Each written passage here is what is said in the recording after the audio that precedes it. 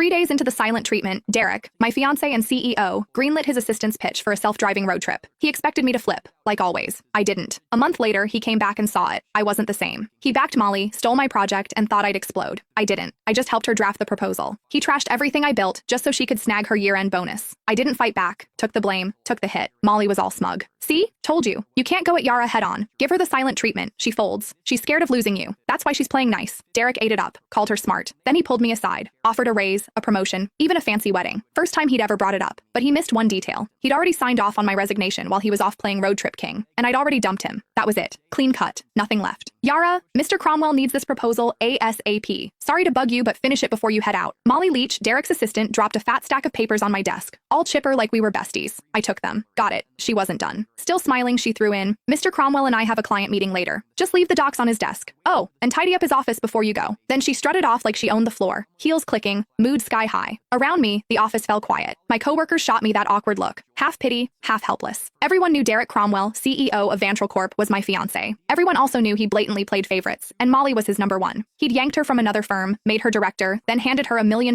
project I'd busted 2 months bringing in and prepping. When I pushed back, he called a team vote, thinking everyone would back him. Wrong. The whole team voted for me, except him. Molly got 1 vote. His. He lost it. Accused me of stirring up cliques. Didn't just take the project away. He demoted me in front of everyone and slashed the salaries of the people who'd backed me. Nobody dared speak up. Later, he apologized. Said didn't want it to look like favoritism. Claimed Molly might feel left out. I used to believe that crap. Now, it's a joke. Molly couldn't even keep up with our interns. Didn't want it to look like favoritism? Please. He was straight up playing favorites. Everyone saw it but him. I heard footsteps upstairs and looked up. Derek. He showed up at the stairwell, glanced my way, then walked out without saying a word. Changed into some casual suit. Even from here, I caught that cedar cologne. He never used to wear cologne. That one? Molly's gift. Yeah, he knew exactly what he was doing. He'd been pulling this kind of stuff for years. It started after I found their goodnight texts. Couldn't stay quiet. I confronted him. Derek said I was being petty. Then, like it proved some point, he used it as an excuse to make it official and moved Molly to work directly under him. The more upset I got, the harder he leaned in, dragging her to every social event, serving her food, even wiping her mouth at company dinners. When we fought, he'd ice me out. When I apologized, he'd round up his buddies to lecture me like I was some jealous mess. For a while, I actually blamed myself. Thought maybe I wasn't generous enough. Thought maybe that's why we ended up here. But on day 3 of one of his silent treatments, when I was too sick to even sit up and he still packed his bags for a trip with Molly, I gave up. That's when it hit me. He wasn't trying to be noble. He just used my pettiness as a shield so he could keep doing what he wanted without feeling guilty. Even if I hadn't caught those late-night chats, he would have just found another excuse to be with her. After their latest business trip, they were still grabbing dinner, drinks, playing tennis, same routine. But something between them had changed. I could feel it. Not that it mattered. 5 years together, and it was done. This whole mess had dragged on long enough. I was the last one in the office, finishing up the proposal.